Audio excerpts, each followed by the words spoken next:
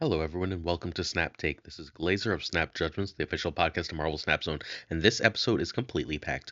We have two regular full deck guides. We have three high voltage decks. We've got three weekend mission decks with full guides for every single deck I mentioned, a bundle review, a weekend mission review for Scorn, and then a way to get a free variant at the very end of the video. So don't miss out. This video is completely freaking packed. We're going to begin with Owl God's Discovery of Fire 3. We've covered Discovery of Fire 1 and 2. This is the third and most recent version of Owl God's Discovery of Fire series of decks.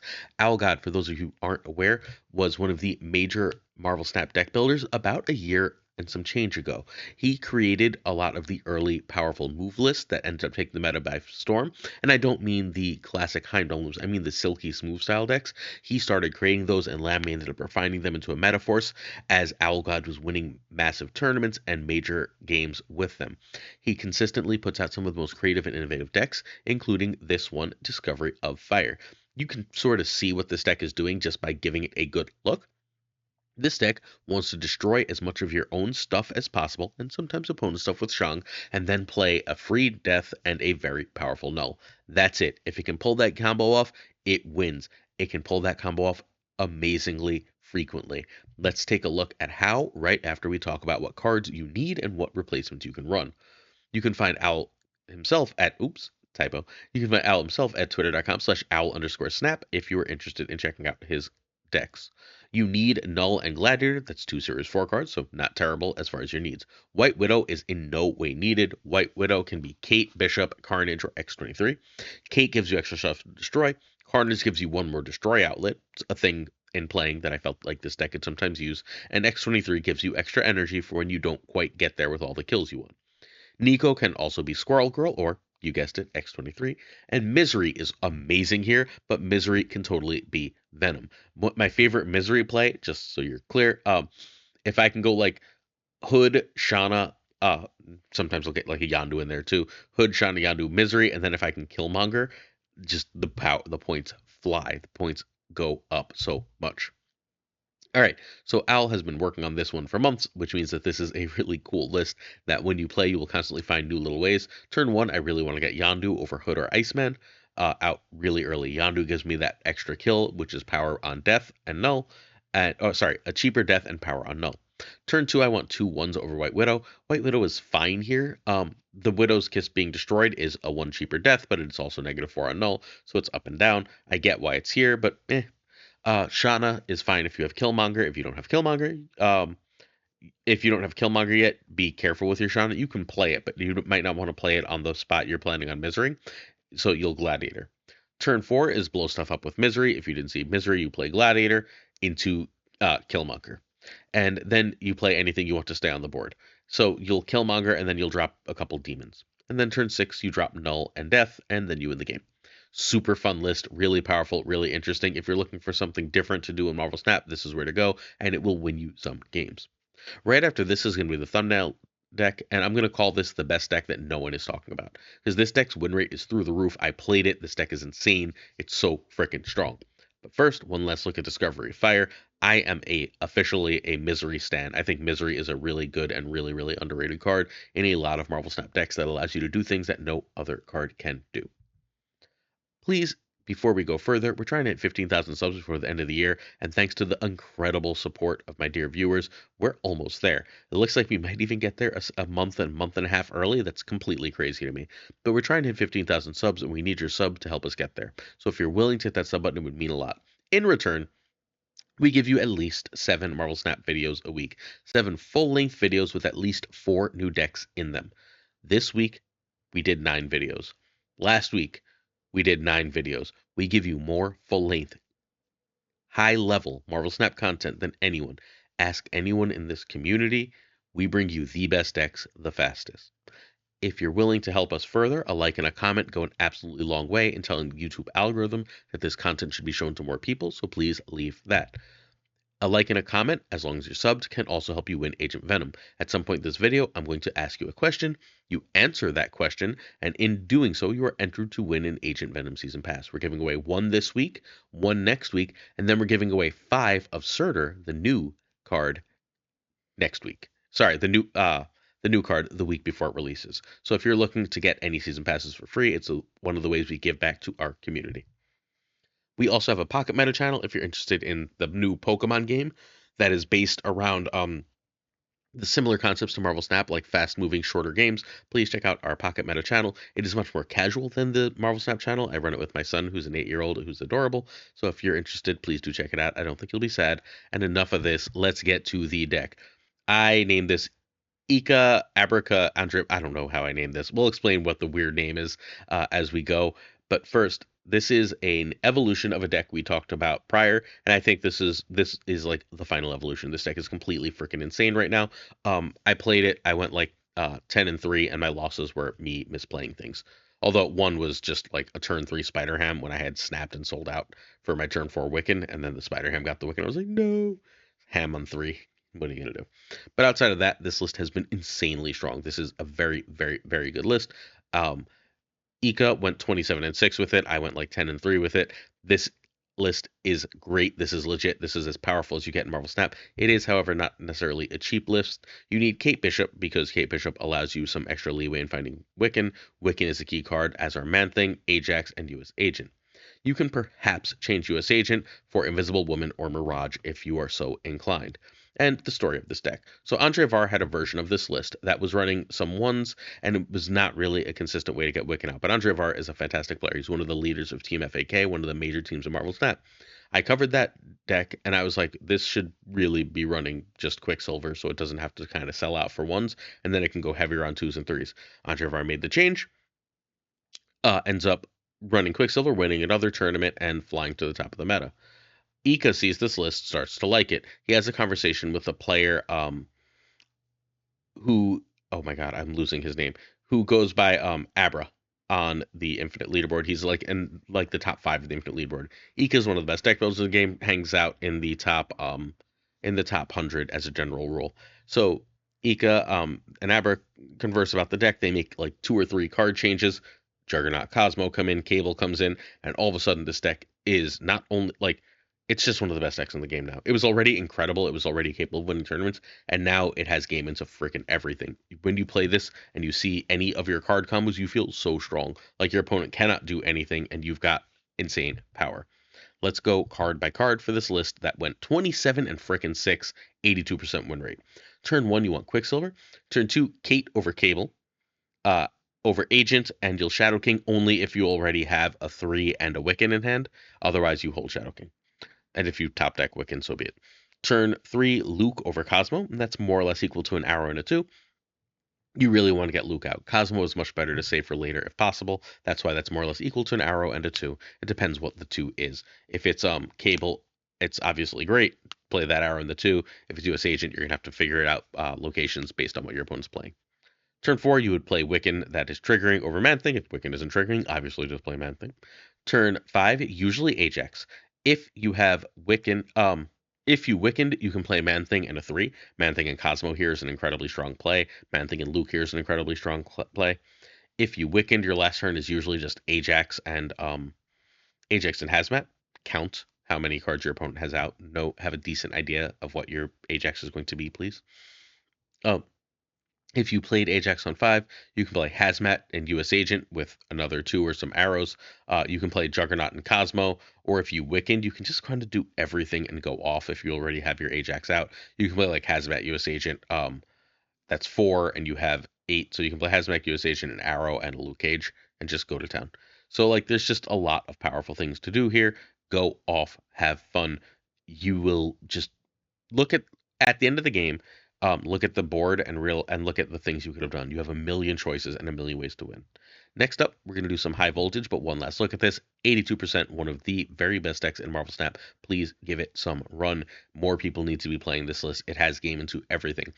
If you're having a lot of trouble, all over the meta currently is Iron Man, and people are using Cosmo to protect Iron Man.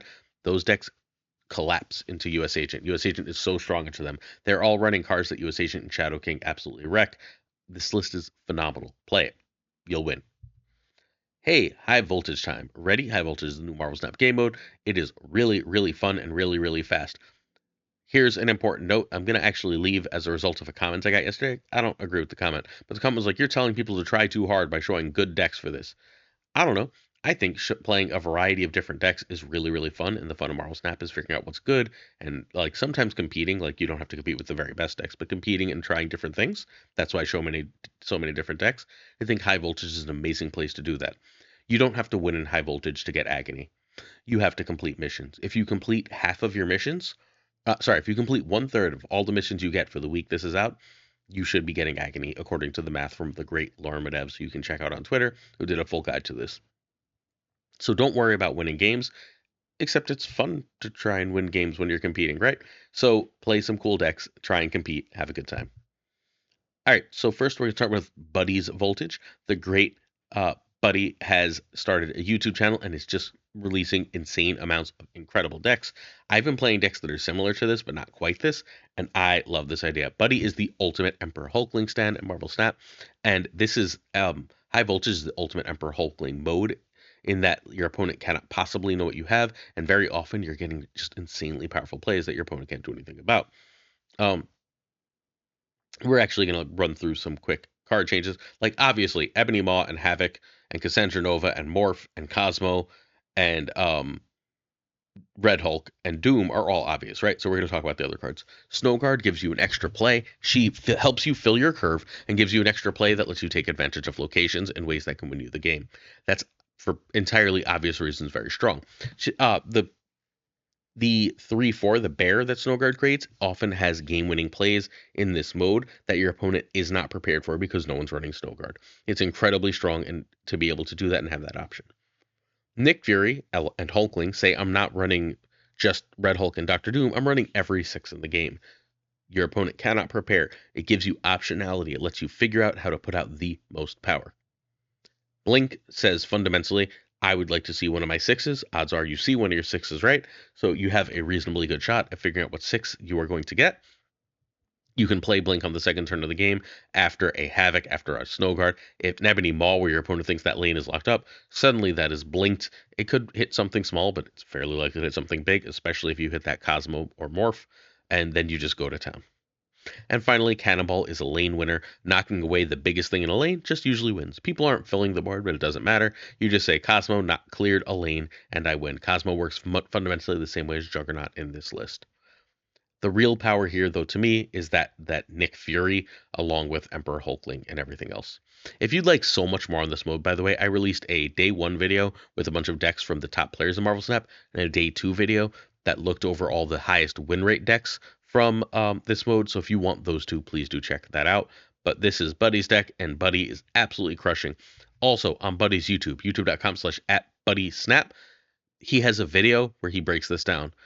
Buddy's an incredible, incredible deck builder and an awesome human being, and it would mean a lot to me personally if you go check out his channel and give a sub. Longtime viewers, if you're willing to, go give Buddy a sub. He deserves the love, and he creates the coolest frickin' decks.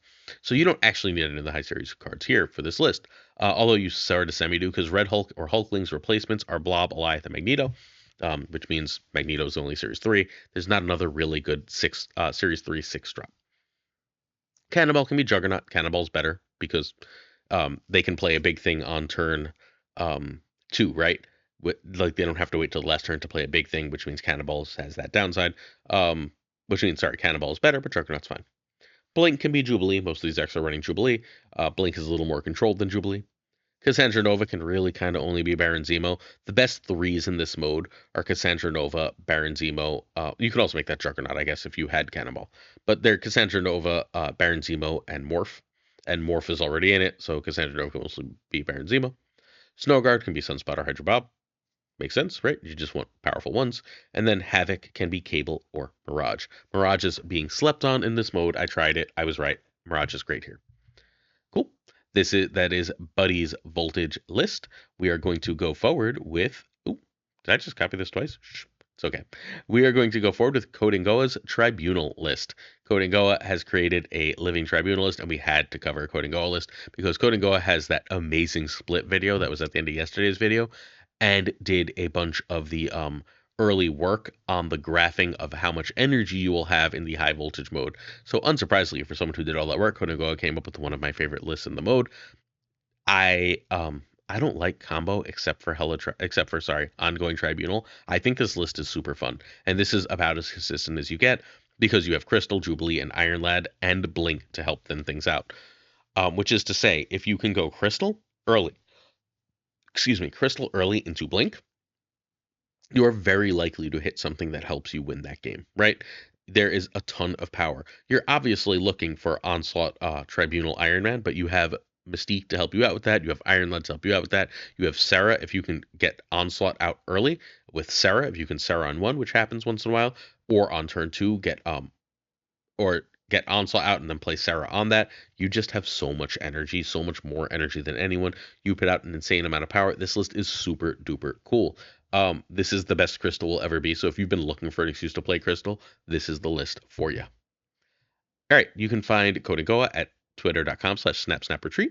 This list needs Iron Lad, Tribunal, and Blink. Ravona can be Zabu, and then if you're doing that, make Claw be Omega Red in the list. Cool. It's relatively cheap though, right?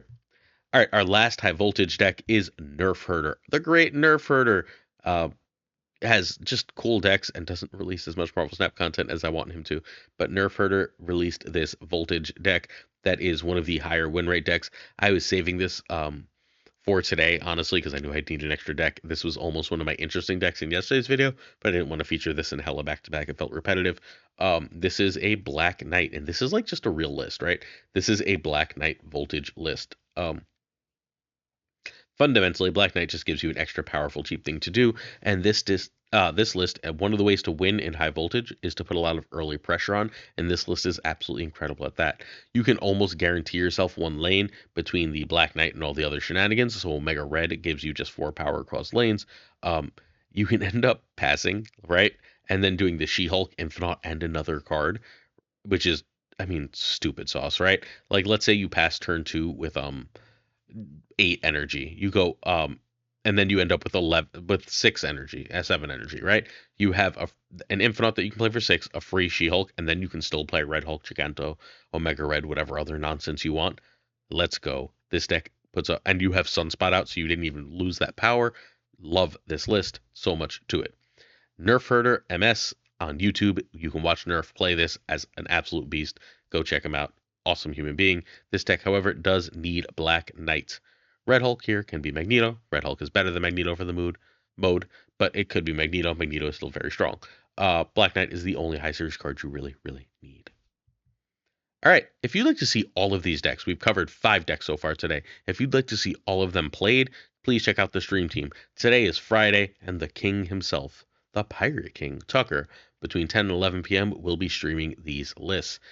In addition, the King of Canada should have a video out on his YouTube sometime today with yesterday's deck. So if you're curious about watching gameplay from these decks, we've got you covered with a lot of our friends. Check out the dates, check out the times, go check out a stream team member. They're all awesome human beings who are great at Marvel Snap and really, really entertaining. Cool. All right, weekend mission deck. So we're going to do one more, not Symbiote Spider-Man. That's definitely not what that card's named. Agent Venom deck. We've just covered so many Agent Venom decks. I could do like 4 more Agent Venom decks, right? But like we've covered most of the good Agent Venom decks at this point. One of our friends came up with a really cool Agent Venom deck that I've been having a lot of fun with, and I thought you would really like to try out. One more Agent Venom deck for weekend missions, and then we've got 2 more Scorn decks. That's not true either. We've got 2 more Scorn. Sorry, all the stupid symbiotes seem alike to me. I red scream. We've got 2 Scorn decks for you to take a look at and a review of that card. So we're going to do Snap Variants Ultron. Snap Variants is over on Twitter, shares some variants, has been doing some mini deck guides and stuff like that. This list is way cooler than it seems. Like, this is a Bastriot, which is one of the best archetypes. And like the problem with Bastriot was like you didn't really want to run Ultron because you would lose too much power. There's now officially, because of Agent Venom, enough power in the rest of this deck that doesn't matter. If you can get yourself a 12 power Mysterio, a 4 power Patriot, or Mystique, or Iron Man, right? Bast at being at 4, Hood being at 3 or 4, then all of a sudden the Ultron being a little smaller doesn't matter, and you can just take advantage of all the power that this deck offers. So you can find Snap Variants on Twitter at twitter.com/snapvariants. Please do check my friend out, one of the best creators and people in the Marvel Snap community. The only high series card you need in this list is Agent Venom. Everything else is series 3 or lower. You can try this without Agent Venom, but it won't work as well. Agent Venom is your snap condition. If you see Agent Venom, you can snap. If you see Patriot on 3 and you don't think they have ongoing control, you are also fairly open to a snap. Although, fair warning, Patriot is significantly worse if you're not going to be able to find Ultron. So you do need Patriot/Ultron. The only other real Patriot target in this list, as in the is the Mysterio clones, which will get +2, right? You can make it which is stupid, just for the record. You can make your Mysterio 12, and then you can make it 16 with a Patriot. Yes, that is more than Doctor Doom. And then the demons will get the extra 2 power, which again, 1/8s are pretty damn good. Patriot is great. If you see Patriot, you're welcome to snap as long as you think you can hit another of your combos. If you see Agent Venom, you're welcome to snap as long as you think you can hit any of your combos. And then there are certain Bast combos that will let you snap, right? Like if you get a Bast, Mysterio, Iron Man, you're relatively safe to snap. All right, turn by turn. By the way, just snap variants casually went 2028 and infinite with this. Turn 1 is Bast if, and the if is the Hood and Mysterio, Iron Man, Mystique. Those are the cards you're really looking for. If you see those in your opening hand, feel free to Bast. You should have at least 2 of them before you Bast, because again, you can play that Bast later. You can find a way to fit it in the curve. Turn 2, Agent Venom, snap. Turn 3, you can also just drop your Basted Mysterio if you Basted on 1 here, and then you can also casually just play an Ant-Man. It's fine to play an Ant-Man. Turn 3, you want Patriot over buff cards. Generally speaking, you want to drop Patriot here. Turn 4, you can play Mystique on that Patriot. If you have Ultron, that's your priority play. If not, you're also fine to play Kazar. Making Ultron clones B5 is great, and that's better than general other stuff. Turn 5 is Iron Man, more or less equal to Blue Marvel. You need to look at the board. If you think your opponent is trying to go wide, trying to put like 20 power in each lane, you play Blue Marvel to go over the top. If you think your opponent is going tall, you play Iron Man and go over the top. And that's better than basically any other play you can make. Turn 6 is Ultron, or just dump your hand. And the way you dump your hand is you go Mystique on Iron Man or Blue Marvel, plus Mysterio, who has extra power, and a 1, ideally a demon. Or you go Shang and Mysterio, and then you win, because Jesus, that's a lot of power. This list is awesome. Go play it. Is this a meta list? I don't know. I don't have the testing for it yet. But this is a sleeper list that I think is incredibly strong, and I'm going to be playing more of it until I can get a better feel. This feels as strong as anything right now. Weekend review for Scorn. Scorn is the weekend, this week's card. She's a 1/2. She's Series 5, 6,000 tokens. When you discard this, return to your hand to give it +2 power to itself and one of your cards in play. This card is very good in Classic Discard. It goes in every Classic Discard list from now until they power creep it out in a couple of years. If you want to play Classic Apocalypse/Dracula Discard, not Hella, Apocalypse/Dracula Discard, you really do want this card. If you do not want to play that deck, you do not need this card. Do not get this card before you get Proxima. Strongly consider whether you should ever be getting this card before Corvus Glaive. But if you already have those cards and are willing to and want to play that deck, then Scorn is a good buy. However, that deck is not tier 1. Do not buy that expecting it to be tier 1. It is about as close as you can get for a theme deck, though. So Scorn is good. Scorn is great in a deck that is only good. Ika, hey, we just talked about Ika earlier, has a Scorn deck. Scorn being Scorn and Storm. This is a really cool idea. So in old discard back in the day, way back in the day when Marvel Snap was young, Storm was in these old discard lists right around when MODOK came out, and it was a really good card. Well, we have a new combo of cards with Storm. We have War Machine and Legion, which is 1 in 5 games. That's how often it comes, about 18%, so a little less than 1 in 5 games. You will get a game where you see Storm, War Machine, Legion. And you basically auto-win that game. Because what that means, unless your opponent has Rogue or Super Skrull or something, is that you can play on the last turn and they can't. Right? Nice and simple. So you have that combo, but that's not really the only reason you're running the Storm in this list, right? Storm within a Morbius lane, Morbius, if you haven't played a lot of discard, gets really, really big, right? Storm in a Morbius lane is very often a 1 lane. Unless your opponent has a counter, that lane is closed off and you have won it. The same is true of Dracula. I prefer Morbius in that lane to Dracula because Dracula can win a really heavily contested lane, and it feels like sort of a waste to throw a Dracula into that lane, but it is an option. It is a powerful thing to do. So you can find Ika streaming as always at twitch.tv/Ika_MTS. This deck needs Legion, War Machine, MODOK, and Proxima. Proxima's great here. Scorn can be Miek. You actually don't lose all that much from Scorn being Miek because Miek can jump in and out of that Storm lane too. This is one of the few Scorn lists where it's not like an absolutely pivotal card. So this is a super cool take. It's like a 58% win rate in the top 100 of Infinite Leaderboard, which is pretty high. Turn 1, you blade if you have a discard target. Turn 2, little is Morbius if you have it, over Colleen or Blade if you have a good discard target. Turn 3 is Storm if you have War Machine or Dracula or a Morbius. So you have 3 ways that you want to Storm. If not, you play one of your turn 2 plays. Turn 4, War Machine if there are locations that tell you to, or Dracula. Turn 5 is MODOK or Legion, and you have to decide if you're better off MODOKing on turn 6 or on turn 5. If you have Dracula out and Apocalypse in hand, sometimes you want to MODOK on turn 6 and play your Scorn, right? At that point, you want a Legion on 5, get whatever location benefits you the best, and go forward. Turn 6, Apocalypse or Scorn and whatever your top deck is if you MODOKed on 5, or you can play MODOK and then Scorn or whatever else you have. That's it. Really, really simple, really straightforward, and a very cool list. Do check it out. I don't think you'll be sad that you did, if you happen to buy Scorn. Before we get to one more Scorn list, The Mighty Have Fallen is the bundle in the shop. This is 192% progress value. 172 is our baseline of a good bundle. This is therefore a very good bundle. This falls short of the 200% that I consider must buy for those who are looking to spend. 192 is just enough less that I can say you're safe skipping this. But, caveats, if you can use those 2,000 tokens immediately or otherwise want it, then this is a good buy. Nice and simple, right? The Mighty Have Fallen is a good bundle, a very good bundle, but one that falls short of being great. Next up, we have Squat Enjoyers Scorn. I saw this list, and I had to share. I saw this list on Twitter, and I had to share it. So this is an apocalypse list, discard list, and it's so cool. It's abusing Wong to make yourself a big Morbius collector and Dakin, and it's so cool. I love this list. I'm gonna play this list way too much. I may lose rank because I'm gonna get over eager with it, but this is a blast. This is like the Scorn list for me. So Twitter.com/SquadEnjoyer15 is where you can find this player. Dakin, MODOK, Scorn, and Corvus are your needed cards. I know that's a lot. Sorry. At least Dakin, MODOK are 4s. Corvus you may have from the Hela, and Scorn is new. Meek can be Swarm. You lose a little bit from that, but you'll be fine. It gives you an extra way to buff the collector, so you're not too sad. This got up from the thousands to rank 700, which is pretty damn cool. Meek on turn 1. Collector over Morbius on turn 2 because Morbius is ongoing and can be played later.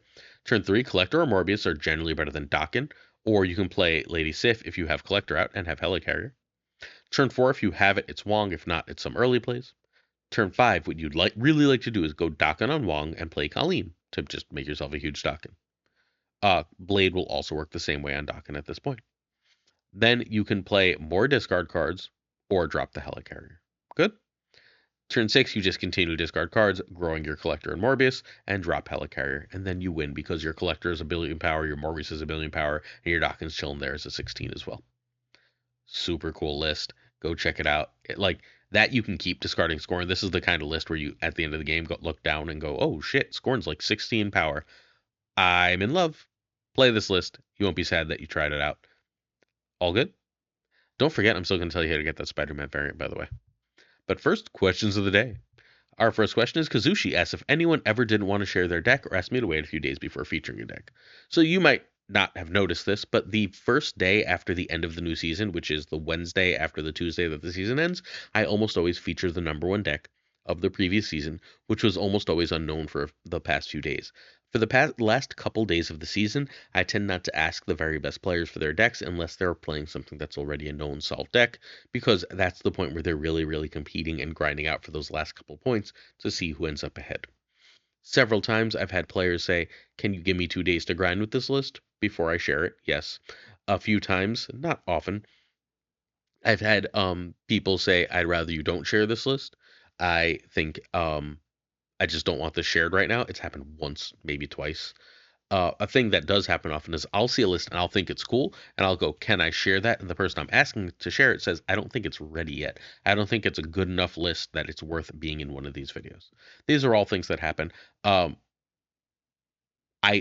have asked almost everyone, not everyone, almost everyone who's ever in these videos, unless they just posted it publicly. If you post it publicly, right, then it's now public domain, right?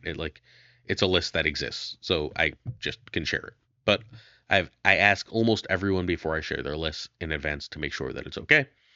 Um, and once you said yes like 3 or 4 times, if you're still like, I'll like double check, but it's a much quicker process where I'm like, you mind?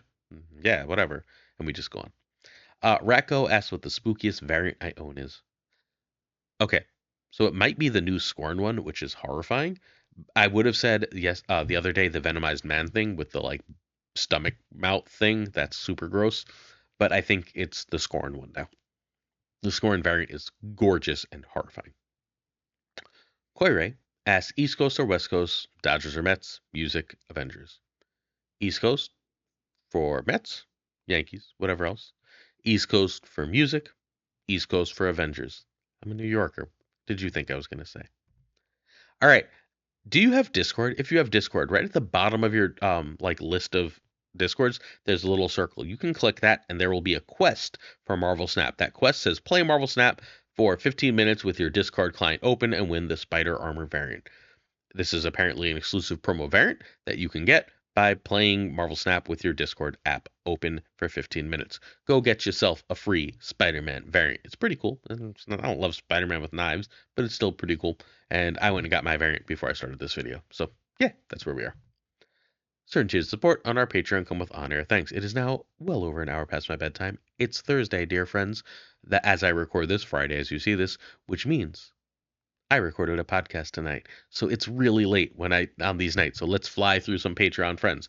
Abigail, Lisa, Meditor, Bernard, Regardless, David G. Wingfield, Darwell, Phil, AB, FaThorNewman, Good Dog Gamer, Inc., I Am Frostman, Jane, Avery, Corwin, Prime, Ryan, Grindberg, Caretix Lee, Quire, Black Dahlia, Pyrefrost, The Goat Secret, Deadman Falcon, Archangel 3K, Quid Pro, Hollowed, Quid Pro Joe, Doc D, The Kingdom of Stock, Content, Fat Nick, Mr. Kerfuffle, Ginger Prime, Philip Rakovich, Haplo, Kenny Logged of the Jane Zone, Rod Summon, The Biz, X-Force V, and Skippy G. Happy birthday, coming soon, my friend. Tommy Nyquist, the winner of Star Trek League Season 1, The King of Bros, The Great Kazoo, Jessica Gamble, Woody, Kev Sahota, Ludacris, John Q, Jimmy, Mick Q, Q-Town is shorter, maybe Corwin can move in, Clam, 8th Sage, Models Monster Supreme, the one and only Darth Tater, Steven, Brian Kaufman, Tristan H. Martin, Jason B, the Fuzzy Knowledge Special Mix, Hoot, congrats on that infinite, my friend, glad you're rocking Scorn and Discard, Matt H, DJ, Mikey, Hijinks, Don't Frickin' Flex, Ocularis, Mr. Cricksterry, BG, the King of Canada, welcome from my new friend, go check him out on Twitch, Jonesy, the Triple Threat, y'all, Two Ties, the Great Lauren Whatevs, the Perry King Tuccrr, the Homie Min, and of course, Gunny T, where the T stands for.